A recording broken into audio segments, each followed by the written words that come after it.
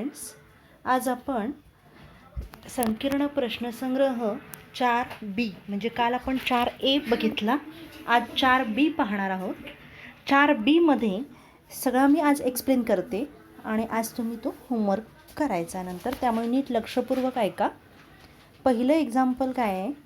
पहिलं म्हणजे प्रश्न पहिला आहे, खालील प्रत्येक प्रश्नासाठी अचूक पर्याय निवडा. त्यामध्ये पहिला प्रश्न काय आहे? दर्शनी किंमत 100 रुपये असलेल्या शेअर्सचा बाजारभाव 75 रुपये आहे, तर खालीलपैकी कोणते वाक्य योग्य आहे? दर्शनी किंमत 100 रुपये आहे आणि त्याच्या शेअरचा बाजारभाव 75 रुपये आहे. म्हणजे काय झाला आहे? भाव कमी झाला आहे. कितीने कमी झाला आहे? 25 रुपये. म्हणजे आपण जर कमी झालेला असेल तर काय म्हणतो? अवमूल्य झालेलं आहे. बरोबर आहे. म्हणून 4 ऑप्शन्स बघा काय आहे? शेअर 175 रुपये अधिमूल्यावर आहे, शेअर 25 रुपये अवमूल्यावर आहे, शेअर 25 रुपये अधिमूल्यावर आहे आणि शेअर 75 रुपये अवमूल्यावर आहे. काय येणार यातला? कुठला ऑप्शन येणार? बी हा ऑप्शन येणार. बरोबर आहे की हा शेअर काय आहे? 25 रुपये अवमूल्यावर आहे. हा ऑप्शन करेक्ट आहे. कारण 100 रुपयाचा शेअर तुम्हाला 75 रुपयाला जर बाजारभावाने मिळत असेल तर त्याचं अवमूल्यन झालेलं आहे आणि ते 25 रुपयाने झालेलं आहे. आता दुसरा प्रश्न बघा काय आहे? 50% लाभांश घोषित केलेल्या कंपनीच्या 10 रुपये दर्शनी किमतीच्या एका शेअरवर किती लाभांश मिळेल? बघ, 50% लाभांश घोषित केलेल्या कंपनीच्या 10 रुपये दर्शनी किमतीच्या एका शेअरवर किती लाभांश मिळेल? म्हणजे 10 रुपये जर दर्शनी किंमत असेल तर त्याच्यावर 50% जर लाभांश असेल तर तो लाभांश किती असणार आहे? बघा, 10 रुपयाचा शेअर, त्यात 10 रुपयाचे 50% किती होतात? 5 रुपये. कारण दर्शनी किमतीवरच लाभांश मिळत असतो, म्हणून इथे उत्तर येणार आहे बी, 5 रुपये. लक्षात येते? लाभांश किती असणार आहे? रुपये 5. तिसरा प्रश्न, एका म्युच्युअल फंडाचे एका युनिटचे नक्त मूल्य 10 रुपये 65 पैसे असेल तर 500 युनिट्सच्या खरेदीसाठी लागणारी रक्कम किती रुपये असेल? आता एका युनिटचं मूल्य आहे 10.65. अशा आपल्याला 500 युनिट्सचं काय करायचं आहे? मूल्य काढायचं आहे. म्हणजे काय करायचं आहे? गुणाकार करायचा आहे. मग याचा गुणाकार किती येतो आहे बघा, किती येणार आहे? 5 न सरळ तुम्ही याला गुणा आणि 2 शून्यवर टाका आणि डेसिमल पॉईंट 2 शून्य सोडून त्यातले लिहा. बघा, 5 5 25, 5 6 30 आणि 2 32, 5 1 5 आणि 3 हातचा आहे, 5 1 5 म्हणजे 5325 उत्तर येते याचं. बरोबर आहे. म्हणून इथे बी ऑप्शन आहे, सॉरी बी नाही, सी ऑप्शन आहे, सॉरी ए, 5325 ए हा ऑप्शन बरोबर आहे. एका युनिटचं मूल्य दिलेलं आहे आणि 500 युनिटचं मूल्य विचारलेलं आहे, गुणाकार करायचा आहे. आता इथं काय म्हटलं आहे बघा, दलाली वस्तू व सेवा कराचा दर किती आहे? आपल्याला मगाशी मी सुरुवातीला ज्यावेळी 4.5 एक्सप्लेन केला, त्याच्या आधीचं सगळं इंट्रोडक्शन ज्यावेळी दिलं त्यावेळी या सगळ्या गोष्टी एक्सप्लेन केलेल्या होत्या. बघा, लक्षात आहे का? दलालीवर वस्तू व सेवा कराचा दर हा 18% असतो. किती असतो? 18% असतो. सी ऑप्शन बरोबर आहे. 5वा प्रश्न, शेअर्स विकत घेताना एका शेअरची किंमत काढण्यासाठी बाजारभाव, दलाली व GST यांची काय करावी लागते?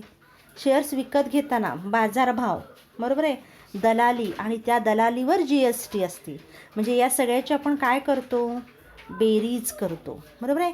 म्हणजे ऑप्शन ए येणार आहे, बेरीज करावी लागते.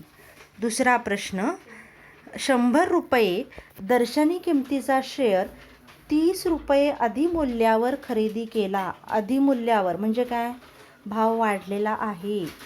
लक्षात घ्या. नाही तर 100 रुपयाचा 30 रुपये झाला शेअर असं पटकन तुम्हाला वाटू शकतं, तर तसं नाही आहे. 100 रुपये दर्शनी किमतीचा शेअर 30 रुपये अधिमूल्यावर म्हणजे 100 अधिक 30. लक्षात येते? म्हणजे त्याचा बाजारभाव किती झाला? 130 रुपये झाला. दलालीचा दर 0.3% आहे. एका शेअरची किंमत खरेदीची किंमत काढा.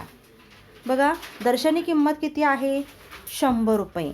अधिमूल्य आहे 30 रुपये. म्हणून बाजारभाव किती झाला? 130 रुपये. दलालीचा दर आहे 0.3%. मग 130 रुपयाचा एका शेअरची दलाली आहे 0.3%. तर 130 गुणिले 0.3 भागिले 100 ही काय असणार आहे? दलाली असणार आहे. दलाली हे सोडवल्यानंतर तुम्हाला बघा काय मिळते? 130.03 यांचा गुणाकार केला तर 390 भागिले 1000 हा डेसिमल पॉईंट पुढे सरकवलेला आहे आणि खाली 0 वाढवलेला आहे. बघा असं केलेलं आहे ते 103 गुणिले 3.3चं 3 केले म्हणजे काय केलं? इथं 10चा वजा 1 घात आणि इथे काय केलं आहे? 10नं गुणावं लागलं. मी एक डेसिमल पॉईंट पुढे घेतलेला आहे. लक्षात येतं आहे? म्हणून हा डेसिमल पॉईंट पुढे घेतला म्हणून छेदामध्ये 1 0 वाढलेला आहे. मग 130 गुणिले 3 भागिले 1000 बरोबर येतं आहे किती? 0.39. म्हणून दलाली किती आहे एका शेअर्सची? 0.39 रुपये म्हणजेच 39 पैसे. बरोबर आहे. बाजारभाव आहे 130 आणि दलाली आहे 0.139. मग एका शेअर्सची खरेदी किंमत झालेली आहे 130.39. 130 रुपये 39 पैसे. तिसरा प्रश्न बघा काय आहे? प्रशांतने 100 रुपये दर्शनी किमतीचे 50 शेअर 180 रुपये बाजारभावाने खरेदी केले. प्रशांतने 100 रुपये दर्शनी किमतीचे 50 शेअर 180 रुपये बाजारभावाने खरेदी केलेले आहेत. म्हणजे काय केलेलं आहे? 100 रुपये बाजारभाव होता, दर्शनी किंमत होती आणि 180 रुपये काय आहे? बाजारभाव आहे. म्हणजे अधिमूल्य झालेलं आहे शेअर्सचं 80 रुपयानं. तर त्यावर कंपनीने 40% लाभांश दिला. तर प्रशांतच्या गुंतवणुकीवर परताव्याचा दर काढा. इथं आपल्याला परताव्याचा दर काढायचा आहे. बघा काय करायचं? पहिल्यांदा शेअरची किंमत किती आहे? दर्शनी किंमत आहे 100 रुपये. बरोबर आहे. एकूण शेअर्सची संख्या, इथे शेअरची किंमत म्हटले चुकीचं आहे, शेअर्सची संख्या म्हटलं पाहिजे. शेअर्सची संख्या आहे 50 रुपये. 50. बाजारभाव किती आहे? 180. बरोबर आहे. मिळालेला लाभांश किती आहे? किती टक्के आहे? बघा इथं 40%. मग इथे बघा मिळालेला लाभांश एकूण जर आपल्याला काढायचा असेल तर बघा काय करायचं आहे? एकूण शेअर्सची संख्या गुणिले लाभांश म्हणजे 40% गुणिले दर्शनी किंमत म्हणजे तुम्हाला काय मिळेल? एकूण लाभांश मिळेल. एकूण लाभांश 50 गुणिले 40/100. 40% आहे म्हणून 40/100 घेतलेला आहे. गुणिले दर्शनी किंमत किती आहे? 100. कारण दर्शनी किंमतीवर तुम्हाला लाभांश मिळत असतो नेहमी. तर तो आहे किती मिळाला? 2000 रुपये. म्हणजे 50 शेअर्स मागे 2000 रुपये काय मिळालेला आहे? लाभांश मिळालेला आहे. मग गुंतवणुकीची रक्कम 50 गुणिले 180. शेअर्स बाजारभावाने 180 रुपयानं 50 शेअर घेतलेले आहेत. म्हणजे कितीला घेतले आहेत ते? 9000 रुपयेला. बरोबर आहे. मग 9000 रुपयाला जर ते शेअर्स विकत घेतलेले आहेत तर गुंतवणुकीवरील परताव्याचा दर आपल्याला काढायचा आहे. लाभांश किती मिळालेला आहे? 2000 रुपये. एकूण गुंतवले 9000 रुपये. मग 9000 रुपयावर जर 2000 रुपये मिळाले तर 100 रुपयाला किती? कारण दर काढायचा आहे, पर्सेंटेज काढायचं आहे आपल्याला. म्हणून लाभांश भागिले गुंतवणूक गुणिले 100. लक्षात घ्या. किती गुंतवणुकीवर किती लाभांश मिळाला तर 100वर किती हे आपल्याला काढायचं आहे. म्हणून 2000 भागिले 9000 गुणिले 100 याचं उत्तर येतं आहे 22.2%. हे तुम्ही सर्व सोडवलं बघा. 2/9 गुणिले 100 म्हणजे 0.222 गुणिले 100 म्हणजेच 22.2%. परताव्याचा दर किती येतो आहे? 22.2%. म्हणून प्रशांतच्या गुंतवणुकीचा परताव्याचा दर 22.2% आहे. परताव्याचा दर काढताना आपण काय करतोय? एकूण गुंतवणुकीवर लाभांश किती मिळाला तर 100ला किती हे लक्षात ठेवा. सूत्र परताव्याच्या दराचं सूत्र हे लक्षात ठेवायचं आहे. लाभांश भागिले गुंतवणूक गुणिले 100 हे सूत्र महत्त्वाचं आहे. बऱ्याचदा गोंधळ उडतो मुलांचा. चौथा प्रश्न आहे. जर 100 रुपये दर्शनी किमतीचे 300 शेअर्स 30 रुपये अवमूल्यावर विकले. किती? 30 रुपये अवमूल्यावर. तर किती रुपये मिळतील? बघा 100 रुपयाची दर्शनी किंमत जी 100 रुपये आहे आणि अवमूल्य किती आहे? 30 रुपये. म्हणजे बाजारभाव किती झाला? 70 रुपये. मग 70 रुपयाचे 300 शेअर्स म्हणजे किती होणार? 21,000 रुपये. बघा इथं शेअर्सची संख्या 300, दर्शनी किंमत 100. सूट मिळालेली आहे. सूट म्हणजेच अवमूल्य झालेलं आहे 30 रुपये. मग बाजारभाव झाला 100 वजा 30 पाहिजे इथं. 300 झालं चुकून. 70. 100 वजा 30 किती? 70. शेअर्सची संख्या गुणिले बाजारभाव. एकूण शेअर्सची संख्या आहे 300 म्हणून 300 गुणिले 70 बरोबर 21,000. म्हणून भागधारकाला किती मिळतील? 21,000 रुपये मिळतील. तोटा झाला आहे भागधारकाचा इथे. ओके. पुढे 100 रुपये दर्शनी किमतीच्या 120 रुपये बाजारभावाच्या शेअर्समध्ये 60,000 रुपये गुंतवले तर किती शेअर्स मिळतील? बघा गुंतवणुकीची रक्कम दिलेली आहे त्यांनी. शेअर्सची संख्या आपल्याला काढायची, आपल्याला माहीत नाही आहे. बाजारभाव दिलेला आहे. बघा गुंतवणुकीची रक्कम 60,000 रुपये. बाजारभाव आहे 120 आणि दर्शनी किंमत आहे 100. मग आपल्याला शेअर्सची संख्या काढायची असेल तर गुंतवणूक भागिले बाजारभाव. बरोबर आहे. इथे इंग्लिशमध्ये फॉर्म्युला आहे तो तुम्ही मराठीत लिहू शकता. अमाऊंट इन्व्हेस्टेड म्हणजे गुंतवणूक आणि मार्केट व्हॅल्यू MV म्हणजे मार्केट व्हॅल्यू बाजारभाव. 60,000 भागिले 120 म्हणजेच इथे एक शून्य गेला. 6,000 भागिले 12 म्हणजे शेअर्सची संख्या किती आली?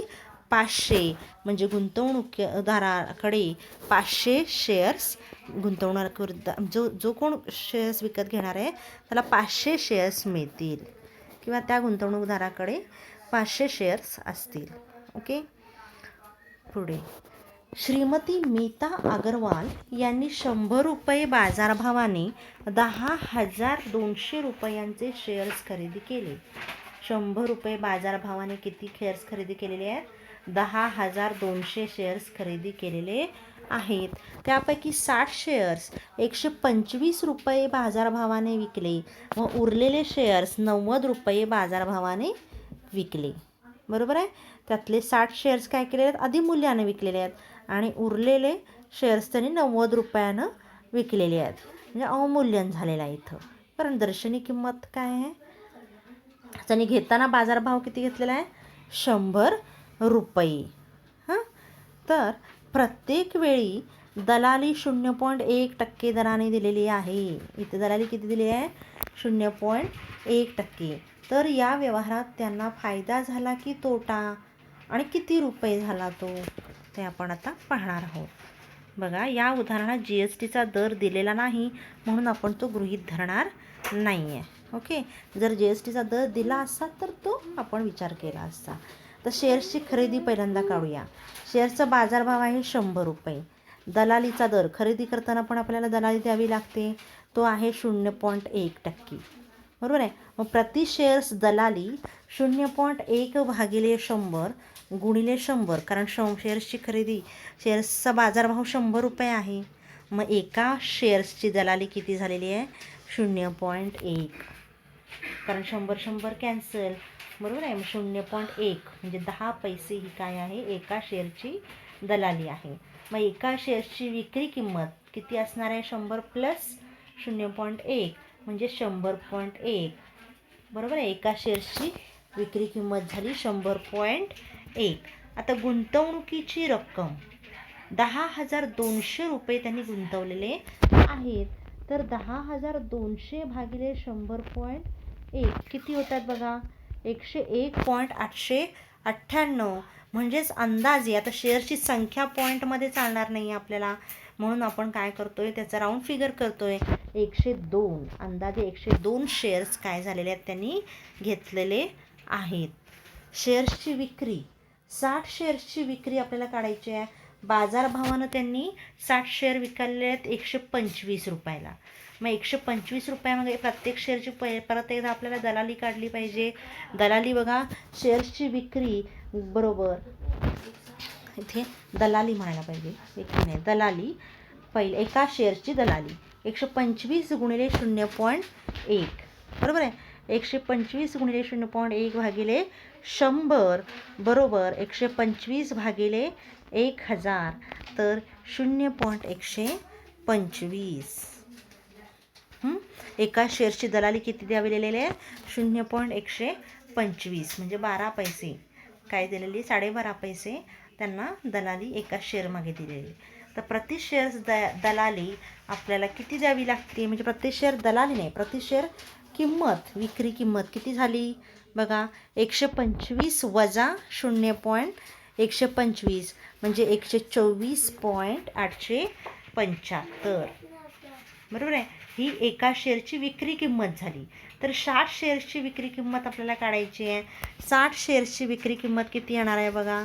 60 गुणिले 124.875 म्हणजेच किती आलेत?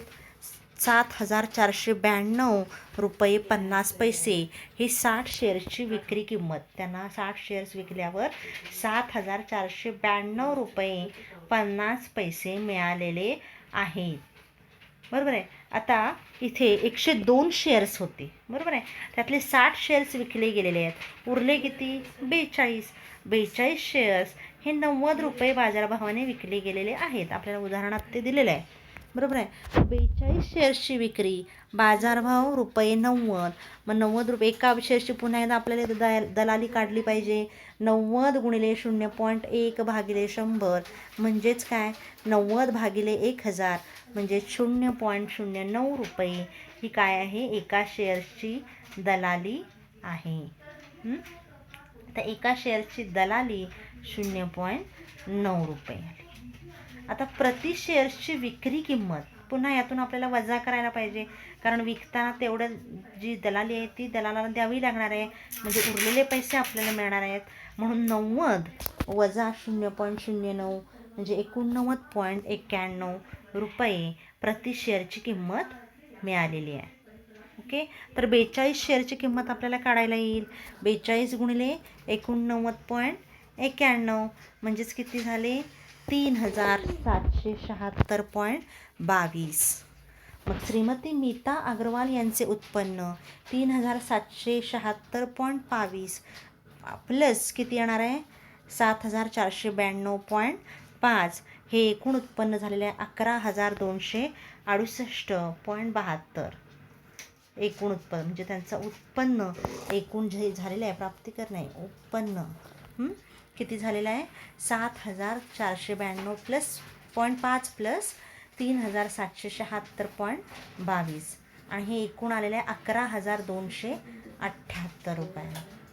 या व्यवहारात गुंतवणूक किती आहे बघा? याची गुंतवणूक किती आहे? 10,200. मग विक्री आपल्याला एकूण पैसे मिळालेत किती या सगळ्या व्यवहारातून? 11,268. गुंतवले होते 10,200 म्हणजे फायदा झाला आहे बरोबर आहे. म्हणून या व्यवहारात गुंतवणुकीपेक्षा उत्पन्न जास्त असल्याने श्रीमती मीता यांना फायदा झालेला आहे. मग नफा बरोबर उत्पन्न वजा गुंतवणूक. नफा काढायचा असेल तर उत्पन्न वजा गुंतवणूक केली पाहिजे. म्हणून नफा बरोबर 11,268.72 वजा 10,200 नफा किती झाला? 1,068.72. म्हणून श्रीमती मीता यांना मिळालेला फायदा आहे 1,068.72. 1,068 गुणिले 0.72 रुपये एवढा श्रीमती मीता यांना फायदा मिळाला. आता इथे ज्यावेळी दलाली द्यावी लागते त्यावेळी प्रत्येक शेअर मागे एक दलाली, खरेदी करतानाची, विक्री करतानाची दलाली. विक्री असेल तर ते विक्री करताना प्रत्येक शेअर मागे दलाली काढा आणि ती एकूण शेअर्सने गुणा, म्हणजे तुम्हाला एकूण दलाली मिळेल. असं प्रत्येक एक्झाम्पलमध्ये प्रत्येक स्टेपला तुम्हाला करावं लागणार आहे. आणि विक्री करताना आपण काय करतो? ती दलाली वजा करतो. खरेदी करताना काय करतो? त्यात ती मिळवतो, म्हणजे तो बाजारभाव होतो त्याचा, त्या पूर्ण शेअर्सची ती किंमत होते बरोबर आहे. ठीक आहे. 7वा एक्झाम्पल बघा. शेअर बाजारात 100 रुपये दर्शनी किमतीचे 2 कंपन्यांचे शेअर्स खालीलप्रमाणे बाजारभाव व लाभांशाच्या दराने आहेत. तर कोणत्या कंपनीतील गुंतवणूक फायदेशीर होईल ते सकारण सांगा. कंपनी ए मध्ये 100 रुपये दर्शनी किमतीचा शेअर 132 रुपयाला आहे आणि लाभांश आहे 12%. ओके. आणि कंपनी बी मध्ये शेअर्सची किंमत आहे, बाजारभाव आहे 144 रुपये आणि लाभांश आहे 16%. तर आपल्याला काय काढायचं आहे, कोणती गुंतवणूक फायदेशीर होईल, म्हणजे आपल्याला इथं परताव्याचा दर काढावा लागणार आहे. प्रत्येक व्यवहारातील परताव्याचा दर काढावा लागणार आहे आणि त्यावरून आपण काय करणार आहे, ठरवणार आहे की कोणती गुंतवणूक ही फायदेशीर आहे. बघूया आता. बघा,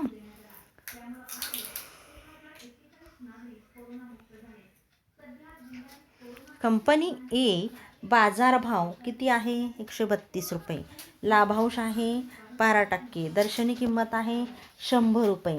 म्हणजे येथे 132 रुपये गुंतवण्यावर तुम्हाला 12 रुपये मिळत आहेत. म्हणजे ॲक्च्युली 100 रुपयावरच मिळतो आहे तो, बरोबर आहे.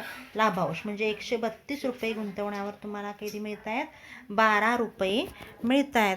तर पुढे बघा, परताव्याचा दर समजा x मानला तर काय करायला, 12/132 बरोबर x/100. परताव्याचा दर आपल्याला काढायचा आहे. म्हणजे काय करायचं आहे, एकूण लाभांश भागिले गुंतवणूक गुणिले 100. लक्षात येते का? मगाशी आपण सूत्र बघितलं होतं परताव्याचं दराचं दर काढायचं सूत्र, ते लक्षात ठेवा. तर लाभांश जो आहे तो 12 रुपये आहे, गुंतवणूक आहे 132 बरोबर x/100. ठीक आहे. तर x बरोबर 12/132 गुणिले 100 म्हणजे x बरोबर 9.09%. तर हे परताव्याचा दर जो आहे तो किती आहे, 9.09%. हा पहिल्या व्यवहारातला झाला परताव्याचा दर. कंपनी बी मध्ये मार्केट व्हॅल्यू किती आहे, 144 रुपये. लाभांशाचा दर किती आहे, 16%. दर्शनी किंमत 100 रुपये. येथे रुपये 144 गुंतवणीमागे लाभांश किती मिळतोय, 16 रुपये. तर लाभांशाचा परताव्याचा दर आपण y% मानूया. पुन्हा तेच सूत्र वापरायचं आहे. 16/144 बरोबर y/100 म्हणजे y बरोबर 16/144 गुणिले 100. मग y बरोबर काय होणार आहे, हे संपूर्ण तुम्ही 16×9 144 100/9 येणार 11.11%. उत्तर इथं y किती येतं आहे, 11.11%. एक्स किती आलं होतं, 9.09%. म्हणजे परताव्याचा दर कुठल्या व्यवहारात जास्त आहे, बी व्यवहारात काय आहे, कंपनी बी बरोबर केलेल्या व्यवहारात परताव्याचा दर हा जास्त आहे. म्हणून समीकरण 1 व 2 वरून कंपनी बीचा परताव्याचा दर कंपनी ए पेक्षा जास्त आहे, म्हणूनच कंपनी बी मधील गुंतवणूक फायदेशीर होईल हे स्पष्ट होते. ठीक आहे. 8वं उदाहरण बघूया आता. श्री आदित्य संघवी यांनी 100 रुपये दर्शनी किमतीचे शेअर्स 50 रुपये बाजारभाव असताना 50,118 रुपये गुंतवून खरेदी केले. श्री आदित्य संघवी यांनी काय केलं, 100 रुपये दर्शनीची किंमत तिचे शेअर्स 50 रुपये बाजारभाव म्हणजे अवमूल्यन झालेला आहे असताना 50,118 रुपये गुंतवून खरेदी केली. या व्यवहारात त्यांनी 0.2% दलाली दिलेली आहे. प्रत्येक शेअर्स मागं काय झालेली आहे, दलाली 0.2%. एकूण जे शेअर्सची खरेदी केलेली आहे त्यात. तर दलालीवर 18% दराने GST दिला. त्या दलालीवर पुन्हा 18% काय लागलेलं आहे, GST लागलेलं आहे. तर त्यांना 50,118 रुपयाला किती शेअर्स मिळतील. गुंतवणुकीची रक्कम किती आहे, 50,118 बरोबर आहे. दर्शनी किंमत आहे 100, बाजारभाव आहे 50. दलालीचा दर आहे 0.2% आणि GSTचा दर आहे दलालीचा 18%. प्रति शेअर्स दलाली आपल्याला काढायची असेल तर इथे बघा काय आहे, बाजारभाव नाही, ही दलाली झाली.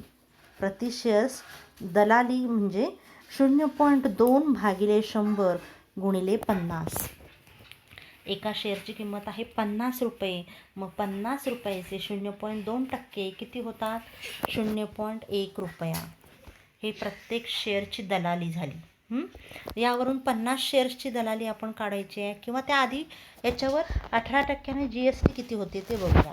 प्रति शेअर दलालीवरील GST म्हणजे 18%. 0.1चे 18% काढले तर ते किती होतात? 0.018. ठीक आहे, हे प्रति शेअर दलाली झाली. मग एका शेअरची किंमत म्हणजे काय? बाजारभाव प्लस दलाली प्लस GST. बाजारभाव आहे 50, इथे दलाली आहे 0.1 रुपया आणि GST आहे 0.018. म्हणजे एका शेअरची किंमत झालेली आहे 50.118. मग शेअरची संख्या आपल्याला काढायची आहे. एकूण गुंतवणूक आपल्याला माहिती आहे किती आहे? गुंतवलेली रक्कम भागिले बाजार भाव. मग गुंतवलेली रक्कम किती आहे? 50,118. एका शेअरची किंमत आहे 50.118. मग यांचा भागाकार केला तर उत्तर किती येतं आहे? 1000. म्हणजे शेअर्सची संख्या किती आहे? 1000. एकूण शेअर्स त्यांनी किती घेतलेले आहेत? 1000 शेअर्स खरेदी केलेले आहेत. पुढे श्री बाटलीवाला यांनी एका दिवसात एकूण 30,350 रुपये किमतीच्या शेअर्सची विक्री केली. श्री बाटलीवाला यांनी काय केलं? एका दिवसात एकूण 30,350 रुपये किमतीच्या शेअर्सची विक्री केली. 59,650 रुपये किमतीच्या शेअर्सची खरेदी केली. विक्री केली आणि खरेदी पण केली. त्या दिवशीच्या एकूण खरेदी विक्रीवर 0.1% दराने दलाली व दलालीवर 18% वस्तू व सेवा कर दिला तर या व्यवहारात त्यांना दलाली व वस्तू सेवा करावरील एकूण खर्च आपल्याला काढायचा आहे. म्हणजे एकूण त्यांनी या संपूर्ण व्यवहारामध्ये दलाली किती दिली आणि GST किती दिला हेच आपल्याला फक्त काढायचं आहे. बघा, शेअर्सची विक्री पहिल्यांदा किती शेअर्सची विक्री केलेली आहे? 30,350. शेअरची किंमत झालेली आहे ही 30,350. दलाली याची 0.1% काढायची आपल्याला. 0.1 भागिले 100 गुणिले 30,350. बरोबर आहे. मग दलाली किती द्यावी लागली? 30.350 रुपये. ही दलाली त्या विक्री करताना द्यायला लागलेली आहे. खरेदी करताना काय किती खरेदी केली शेअर्सची? 59,650 रुपयाला शेअर्स खरेदी केलेले आहेत. बरोबर आहे. मग शेअर्सची किंमत किती झाली?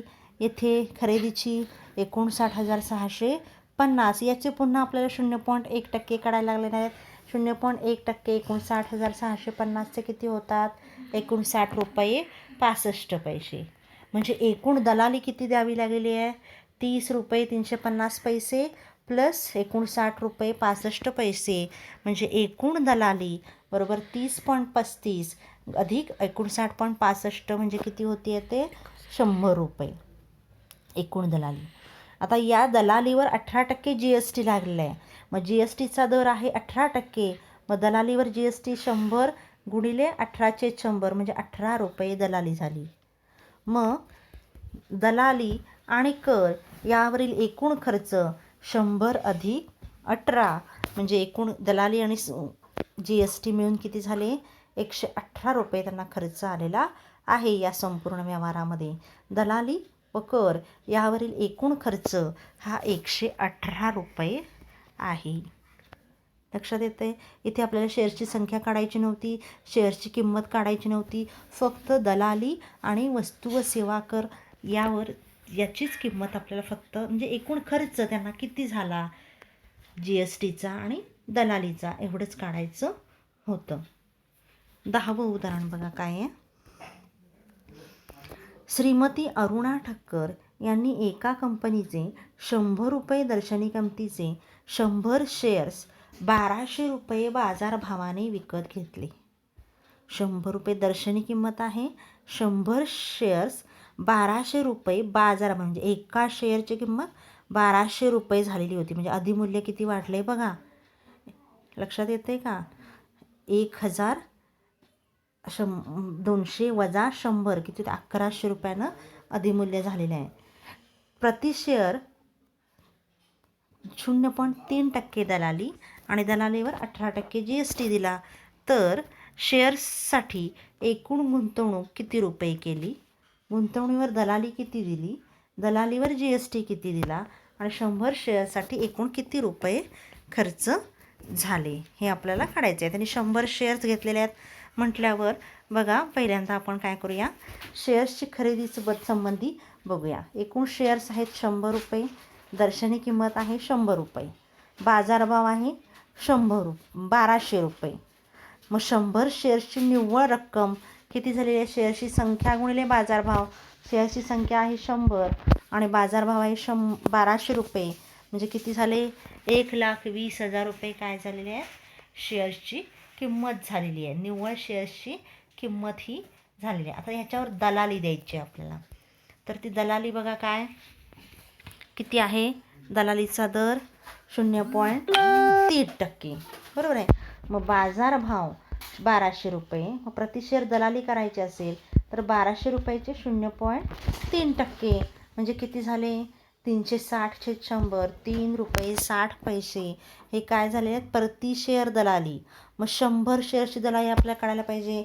मग दलाली 100 शेअर्सची दलाली बरोबर 100 गुणिले 3.60 म्हणजे 360 रुपये ही काय आहे, 100 शेअर्सची दलाली आहे.